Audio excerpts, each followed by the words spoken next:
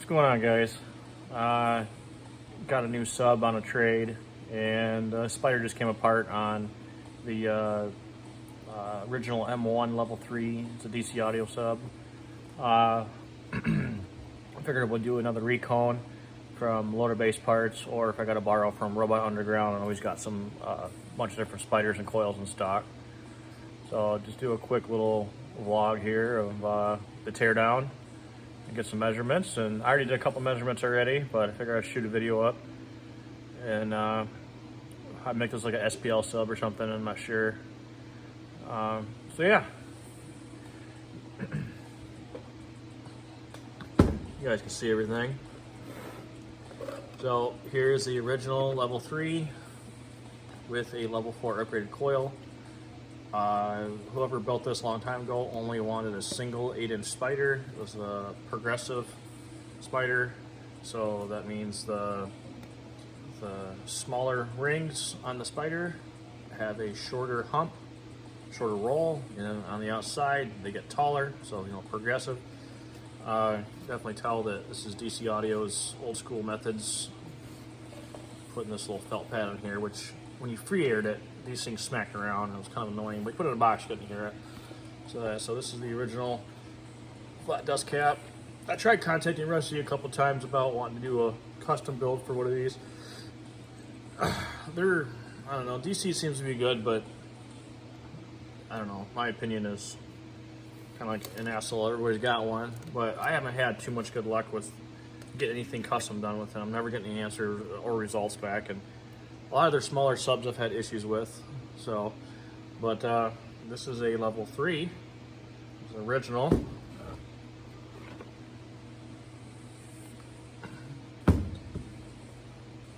So some of the winding heights of the sub are 1.77, and for the height is 3.18 for the outside diameter, and is pretty much right around exactly 3 on the inside. So this is nothing special, it's just a 4-layer coil. We'll have to see if I can fit an 8-layer coil in here. Reason being is the gap on this looks to be pretty good size. I think I might be able to shove an 8-layer in there, and if not, oh well. But I would like to run this and have 3 spiders, 3 8-inch spiders, probably from the triple pack that Loader Base sells.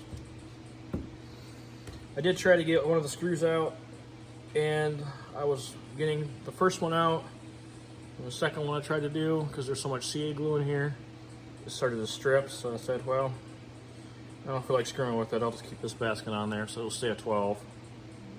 And DC does glue their baskets to the top plate, which is nothing wrong with that, but makes it hard when you want to do custom parts.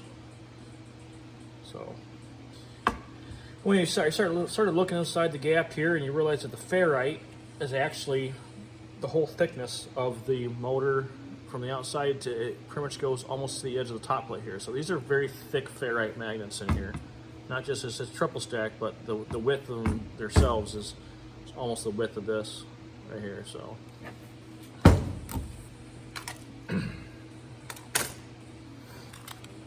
started measuring the motor depth on this one. I know this is a lot of boring stuff for you guys, but the depth is 2.85 inches.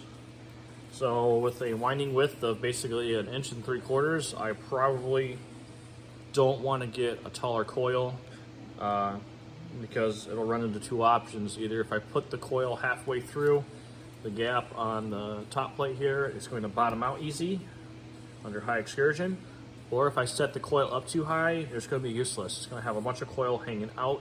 It's not going to be in the magnetic gap, so it's going to be useless. So we're going to stick with the coil the same height, and then if I got something that's a lot bigger than 3.18,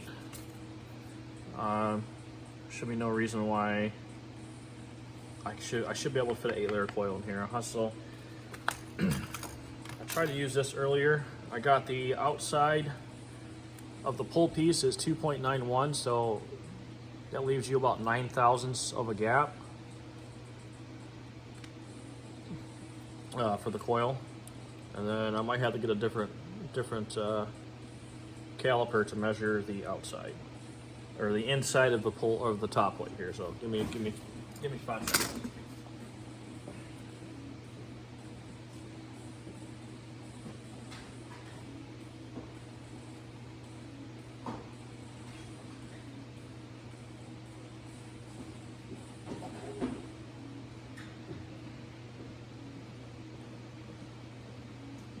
So now I got the reinforcements. So I'll use some traction from this. Let's see here. So it's a 1/2 inch. So we'll take away a 1/2 inch from whatever we measure. Hopefully we can get this down in the gap. Looks like we're not going to be able to get it down in the gap. It's also too big.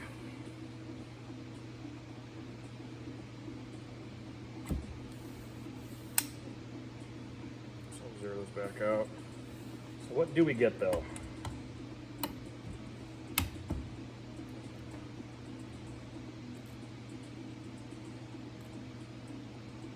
So we have 2.91, and it's hard, I know it's hard to see in here, but we got 2.91, and each edge of the this big caliper here is just over the edge of the top plate inside diameter. So I'm guessing that's less than a 32nd on each side. So we have 2.91 plus a 1/2 inch is what, 2.41? 3.41. So I can probably fit an 8-layer coil that goes out to 3.3, 3.32, I think some of the Lord Base's coils are. That'll be tight, but if this is going to be SPL sub, it's not really going to matter. But yeah, you can look at the old coil on here. It was like this when I got it on the trade. Someone's been gassing the shit out of it. And the leads are all burnt too. It's just old though. Somebody's had this. It's been around for a long time. Who knows, the sub could be almost 10 years old, so. I'll have to clean up the basket, and we'll reuse these push terminals. And then I'm not going to do a fat roll surround like this. I want to get some of this real skinny and tall. I want to gain as much cone area as I can. So that should be fun on that. Here's one of the old coils out of the old 18s that I built. When the motor top plate shifted on it, and the glue came apart, it locked up on the side. So the coil has got rub marks on the inside too. So you can see those. You know, there's some. A big one right there, and another big one right there. But the coil itself it's only got a little scratch on the outside. It probably still rings out. I wonder if this biflower coil will fit. Yeah, this used to have 9 1/4 spiders on it, so the spider's a little bigger, but it's hard to tell. These things almost look like, try to get it lined up for the camera. God, these are so similar. The wire is almost identical, but I don't know how the windings are on this level 4 upgrade versus this is a biflower coil, which I don't know, actually it looks like the windings go the same way. Yeah, who knows? So I know this coil is $42 right now, and he has them in stock. So it's very possible I can use this coil again. So what's that part number? Here's the part number on the coil. 150137.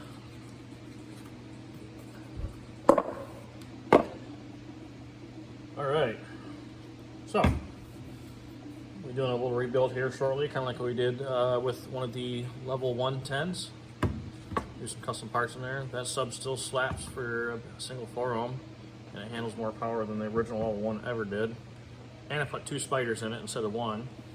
I like to put the triple stack red progressive spiders in this, and I don't know, 2 cubic foot box burping for SPL or something. Who knows? We'll have to figure out how it's going to go. Yeah, so it's triple stack magnet. So the boot's really hard to get on and off.